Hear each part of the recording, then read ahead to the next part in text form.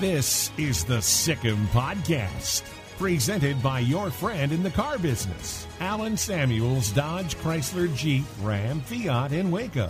Online at alansamuelsdcj.com. The Sic Em Podcast is a production of Baylor Athletics. Now, here are your hosts, Brooke Bednarz and the voice of the Bears, John Morris.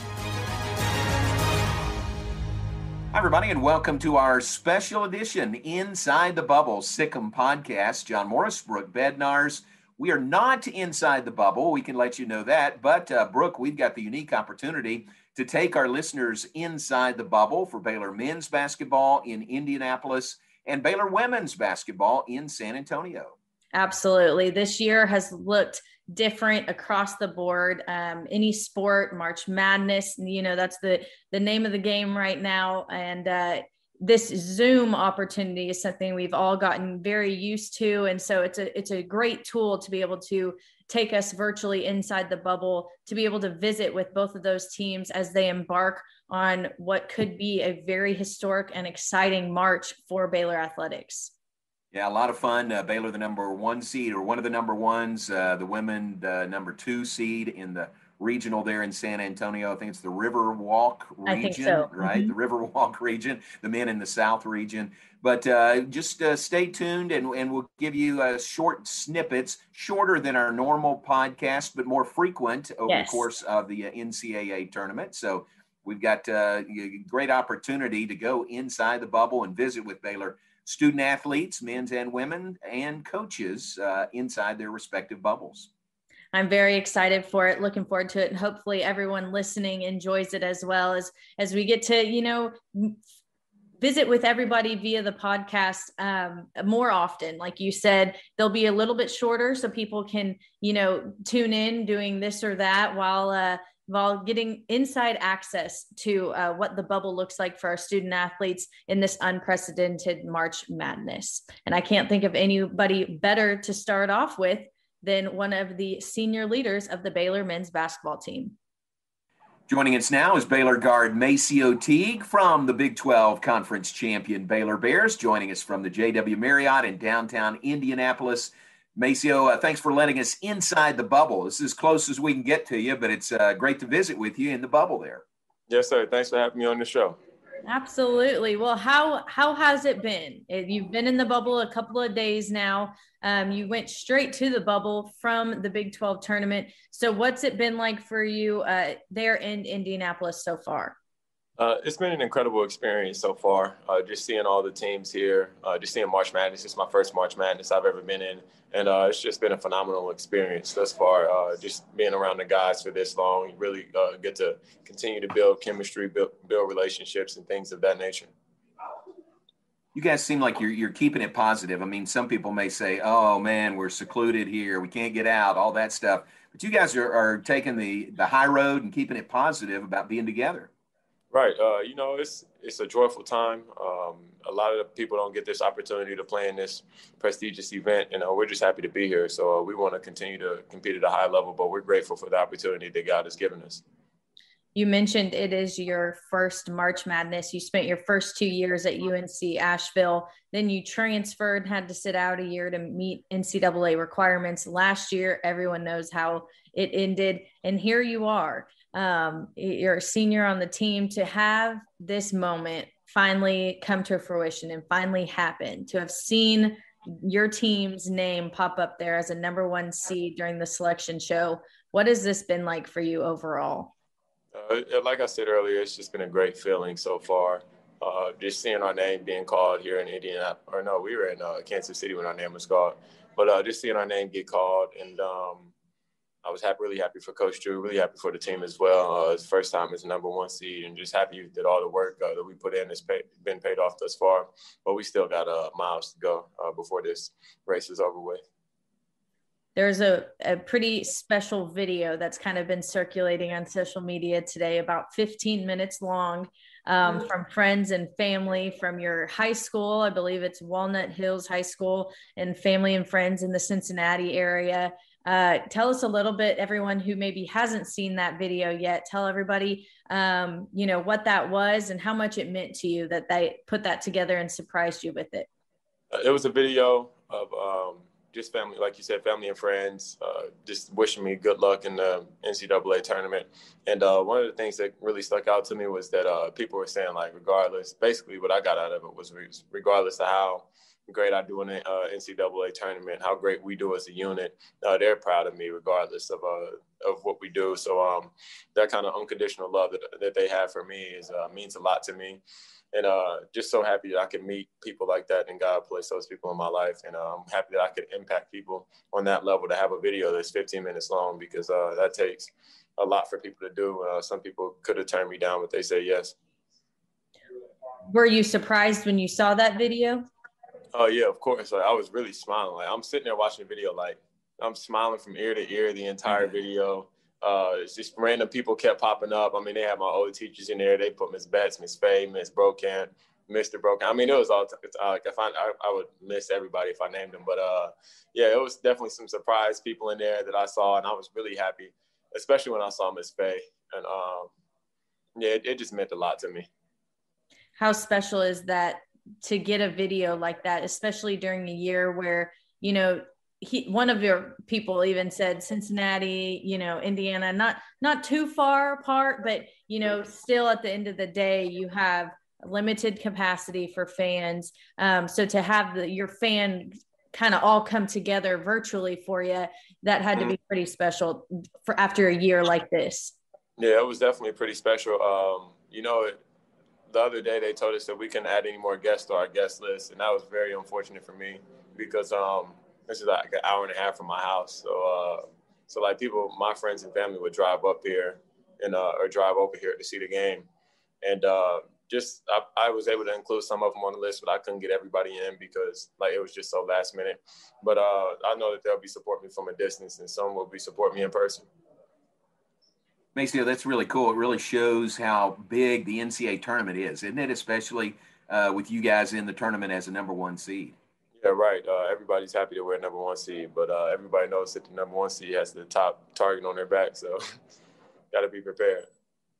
You remember it's your first time to play in the tournament. I'm guessing you grew up watching it and watching the one shining moment, on Mondays after the championship game. Any games or years in the tournament or players stand out in your mind? The one game that I can think of off the top of my head is North Carolina. They played Villanova. Villanova might have won it that year, but I remember it was the year that North Carolina had Marcus Page. Jordan was at the game. Marcus Page, he had a shot with he double pumped it with his left to tie the game up. And matter of fact, that was the year North Carolina did win it, because that's the year Jenkins hit the game winner. Yep. Or not North Carolina, Villanova did win it, because that's the year Jenkins hit the game winner. And I vividly remember watching that game. So yeah, that was a pretty big one for me to watch. That's probably the most. And the Louisville, when I think they might have won in 2013. I remember those two a lot. That's fun, isn't it? And the memories, and you think about all the people and what a big sporting event this is. And now you guys are right in the middle of it this year. Yeah, it's a huge sporting event. And I just can't give God enough credit for bringing us here and keeping us in his graces.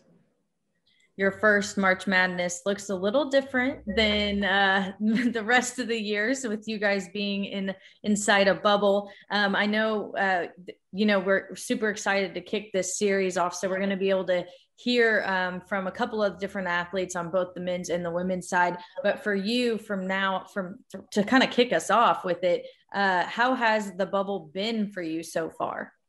It's been fun. It's a lot of teams walking through the hotel. You just see different teams that we're going to play. If we win the first game or Wisconsin wins the first game, we just saw them walking down the hotel. Winthrop, they're here. That's a Big South school, so definitely rooting for those guys. Gonzaga's here. Their meeting room is right next door to ours. So, it's a lot of teams that you see walking through the hotel. And, it's just it's a great event to be in. There's only one Motor Trend Truck of the Year. It's Ram from Allen Samuels. Now, kick off the new year with remarkable savings on new Rams during the Allen Samuels Start Something New sales event. This special New Year's event is underway right now, and you can save thousands on new Rams. Ram, for your family, farm, or business, and Waco's most trusted dealer, Allen Samuels. Allen Samuels, Dodge, Chrysler, Jeep, Ram, Fiat. Your friend in the car business. Whether on the field or cheering from home, Du Bois Furniture is proud to support the Baylor Bears. If your bear cave needs updating, Du Bois Furniture is here to help. With over 59 years of our family serving yours, let our experienced sales team help you find exactly what you want. We specialize in custom upholstery, stunning dining rooms, elegant bedrooms, gorgeous leather, and top quality mattresses. Come see us in Waco and Temple or visit us online at DuBoisFurniture.com. Du Bois Furniture, where beautiful homes happen. Now, back to the Sic Em Podcast, presented by your friend in the car business, Allen Samuels, Dodge, Chrysler, Jeep, Ram, Fiat. How about how do you spend your time? I mean, give people a sense of what it's like. How do you spend your day? I know you're getting practice in, but you got some downtime also, and you can't really go out much or any at all, can you? Yeah, you can't. You're not allowed to leave the hotel. I think if you leave the hotel, you get kicked out. Like the person does. So, like, what do I do with my time? I think I wake up, go to breakfast, go back to the room, go to lunch. We might have film or whatever, then practice. Then after practice, we got some downtime, and I just go to the room, take a shower. Might have a film session later that night. But then, like, the free time, like when we're not doing stuff with the team, I play Uno. I play any type of card games, but I've been reading in the room. Been doing my schoolwork. Like, I'm on a class right now as we speak. But yeah, I've been doing my schoolwork, doing reading, and just trying to keep my mind sharp. I've been reading a lot on like how to grow financially, how to grow mentally, spiritually, things like that. So just trying to mature as a person. Sound very well-rounded, and we've heard some y'all are not just competitive on the basketball court, but maybe, you know, in a couple of Uno card games or cornhole, Connect Four. Tell us a little bit about the inside competitiveness of those games. All right, I'll be honest with you. I just lost in Connect Four. I'm down 1-2 right now. But everybody else, I think I'm beat 2 other teammates, and on the record, I didn't lose to a teammate. I lost to a grad assistant. So none of my teammates. I'm undefeated in that Art of War. Well, actually, I'm not undefeated. I'm up 12-5 on Jared. It's 2-2 with LJ, and everybody else I'm winning. Like, I'm up in the series when I'm playing them. What else? Cornhole. Oh, I'm literally undefeated in that. Like, I haven't lost a series yet. Nice. Undefeated Midwest game. Got to bring it home for the Midwest. So, you know, I'm the best. Mark Patterson's pretty good too, though. But surprise, cornhole. Good player right there. I love it. Yeah. All right, you're on my team. Next time I play cornhole, you're on my team, okay? All right, great. That sounds good with me. All right. OBIM. Now, what's going on with OBIM? That's who beat me. That's the one. Oh, he told you that? No, we've heard he's a talker and that he's pretty competitive with you. Yeah, he's pretty competitive. You know, we just played like, let OBIM tell it. He's gonna act like he's winning everything. But he is up in that series in Connect Four 1-2. But we were in the gym. He was guarding me the other day, and I think I went 10 for 11 on him when he was guarding me. So then when everybody was watching, I went 1 for 4, and he's screaming at me. And I'm like, OBIM, I'm 11 for 15 total. So then today I did it again, and I was 4 for 5 on him. So I mean, he just had a good day. The guys, and he's gonna talk. Like, if he wins, he's screaming at you, and not only is he screaming, like, his voice carries like throughout the gym. So everybody's going to hear it, and he's very loud. And he was walking to the hotel and said, everybody in NCAA tournament should know I just locked that boy up. He's screaming and walking to the hotel. I'm like, yo.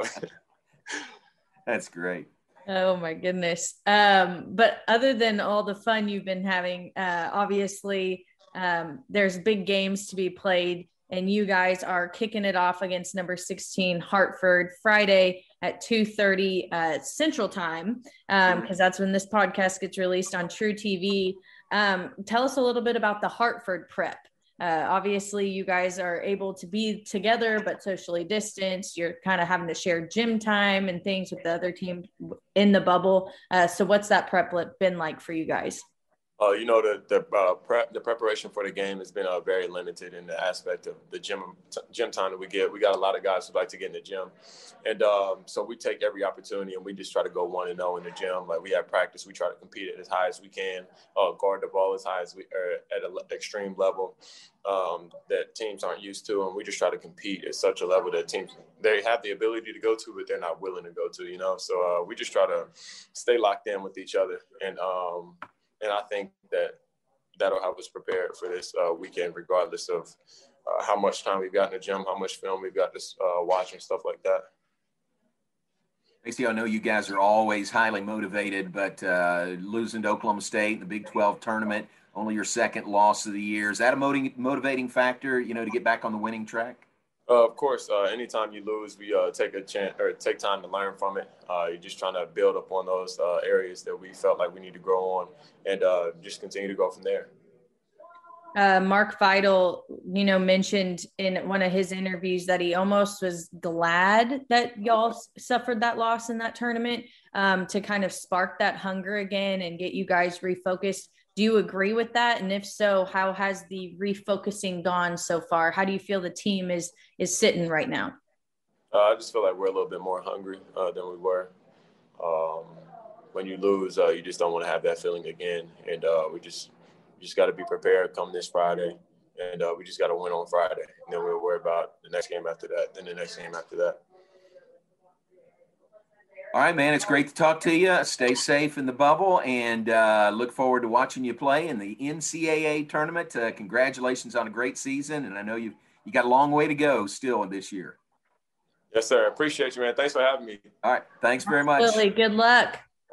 Bye. MaCio Teague with us, the Baylor guard, and Baylor does open in the NCAA tournament coming up on Friday, 2:30 tip-off Central Time, Baylor versus Hartford, the Hartford Hawks, third meeting all time between Baylor and Hartford. And Brooke, it's great to get that look inside the bubble, isn't it? I mean, he did this on a Zoom call with us in their big conference room there at the JW Marriott. But it sounds like they've got a really good plan, and they're serious about it too. I mean, they're serious about playing their best, being at their best come the start of the NCAA tournament.